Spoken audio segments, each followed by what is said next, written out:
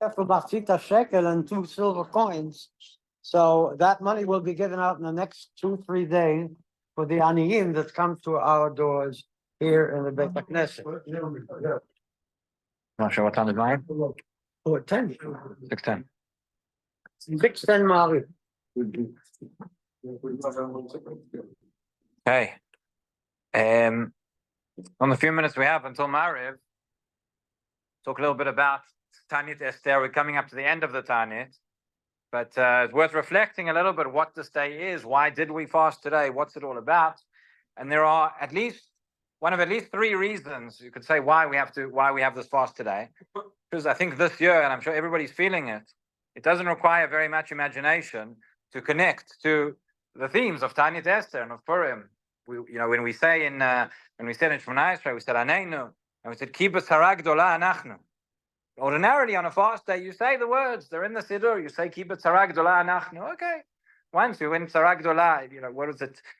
I know for me personally, it's very difficult to connect to, ordinarily speaking. Today, Kibbutz Hara Gdola Anachnu, there's a great distress. Nobody needs an explanation. Nobody needs imagination. We mentioned before, we still have our hostages out there. We still have our soldiers fighting. We still have... You don't need me to elaborate on what the situation is. And Bezrat Hashem, our heartfelt tefillot should all be heard and should be accepted. So the Tanit Esther, we know that in the story of the Megillah, there is a Tanit, the Tanit of Esther. Before Esther goes to Achashverosh, she fasts, she tells the people to fast for me for 3 days, right? And there are those who say, it might be the most intuitive to say, why is it called Tanit Esther? Is reminiscent of the fast which Esther fasted. The problem with that is that did not take place before Purim. That took place on Pesach. But the whole Purim story actually takes place on Pesach. Purim hadn't happened yet, so it was Pesach. But the feast where Esther goes to Achashverosh and the story with Mordechai and the host and everything, it's all the main turnaround of the Purim story actually takes place there. Takes place on Pesach, and that was when the fast took place. There's an amazing midrash. It talks about the conversation between Mordechai and Esther about this fast. And Esther says, go and fast for me for 3 days. And Mordechai says, how can we fast? It's Pesach. And Esther says to Mordechai, if there are no Jews, there's no Pesach. Right? And so we can think about exactly what's behind that, what's the argument there. That is one opinion maybe, and that is when we have this fast nowadays, it's reminiscent of the fast of Esther, literally, because that was in the month of Nisan. We don't fast in the month of Nisan. Of course, nowadays we would not fast on Pesach itself. And therefore, if according to this approach, it was moved to the day before Purim, because we can't fast in Pesach, we can't fast in Nisan, and to associate it with the month of, with the Chag of Purim. That is one approach that's mentioned. The Gemara calls the day Yud Gimel in the beginning of Masechet Megillah, it is Zman Kehila Lakol. That this day of Tanit Esther, this day that's before Purim, is a day of gathering. Zman Kehila Lakol. Exactly, it doesn't say explicitly what that means. Who gathered? Why did they gather? What for? And again, this is one that's I think very, very, very intuitive this year in the situation that we're in. Rabbeinu Tam writes that the Zman Kehila was, we know when we get to Purim, past Pesach, we get to Purim in the Purim story, and there is a milchama that takes place. The Jews go out and fight against their enemies. And we learn out from the way that what Moshe Rabbeinu did during the war against Amalek, that when we go out, we go out to battle, we go out to fight. We also have the spiritual battle. We have to fast. We come together, fast and daven for success in the battle. So that says Rabbeinu Tam. He says that was the fast. There is the Tanit. This is not mentioned explicitly in the Megillah, but what's mentioned explicitly is the fast of Esther, which was on, as we said, on the date of Pesach. But on the day before Purim, when the battle took place, that was when the Jews were fasting again, in order, obviously not those who are going out to fight, but that is the Zman Kehila, that is the Tanit, in order to give spiritual strength, in order to pray, in order for success and victory in war, in the battle. And that is what many other Rishonim understand. That is what Tanit Esther is about. As I said, it needs no further elaboration in terms of the situation that we find ourselves in now. There's a third approach as well that's mentioned, very interesting, which is in the Magid Meisharim, the Beit Yosef. Rabbi Yosef Karo has a book of he had a Magid who he would learn with. And so the Magid says the reason before on Purim, when we eat and drink. We discussed the last couple of days the mitzvah of Seudat Purim and the Mishteh, and it can get a little bit, the simcha can reach beyond the bounds and the ordinary limitations that we normally have. And therefore, in order to lachnia a little bit, he says, to subjugate the Yetzer Hara, to subjugate the tava of achila, of eating, with the day before, or a few days before, as it is in this case, we have a fast. Again, to add that component of maybe of reflection, to add that component, that spiritual component to the, so it shouldn't be unbridled happiness on Purim, but it should be put in its proper context. I think those are the three reasons that we find, the three ideas behind Tanit Esther. And as I said, all are very, very, we can very much connect with all of them this year. Another idea which I just like to share, beautiful idea which I saw in Tivot Shalom this week, related to the Megillah. Says, there's a pasuk in the Megillah where Rabbi Wein mentioned on Shabbat, where Mordechai says to Esther, you have to go and you have to save the Jewish people. And you have to go. Then she says, I can't go. I haven't been called into the king. Says, you have to go. If you don't do it, we'll be fine. You're the one who will lose out eventually. It says, if you are silent at this time, there will be salvation for the Jewish people. It will come from somewhere else. So, an interesting language. Makom acher. What is this makom acher? Say, revach v'atzala yamod leYehudim.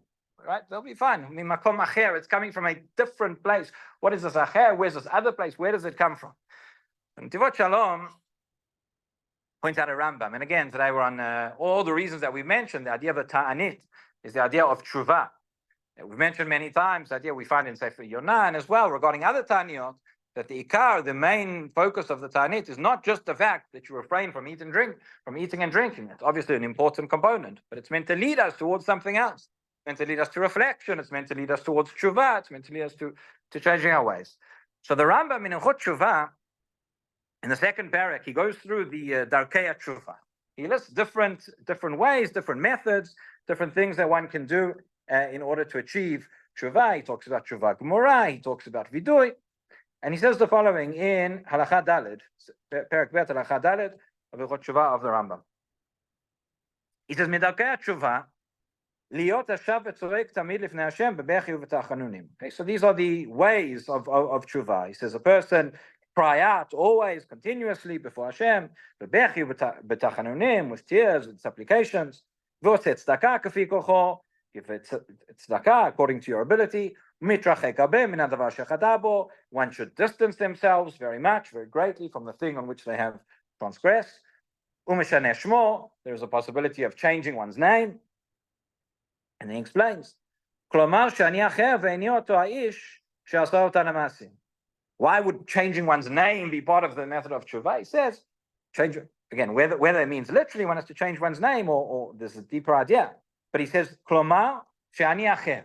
in order to say, I'm somebody else. I'm not that person who transgressed in that way. I'm not the person who performed those deeds. And changes all his deeds in order to a good and straight path. Okay? So you'll notice, so you've heard it says, there's that word, acher.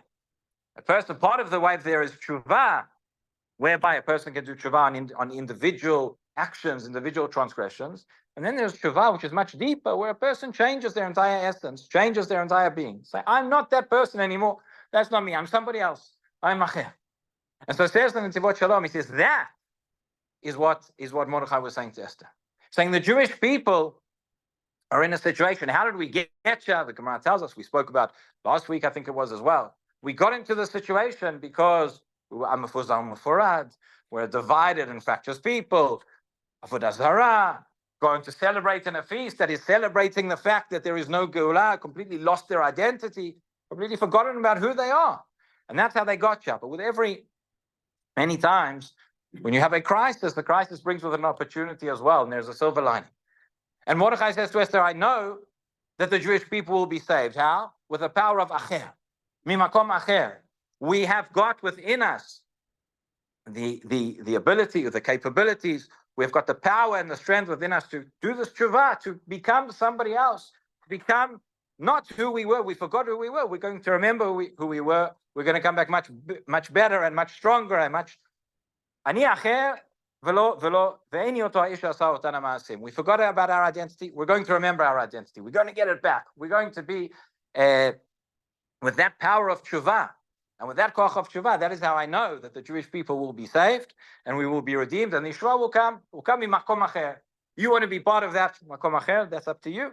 But that's what will certainly happen. And I think that is something, again, in our days, we see that all around. I'll just, an anecdote, this morning, I was at the Shiva house of Doron Perez.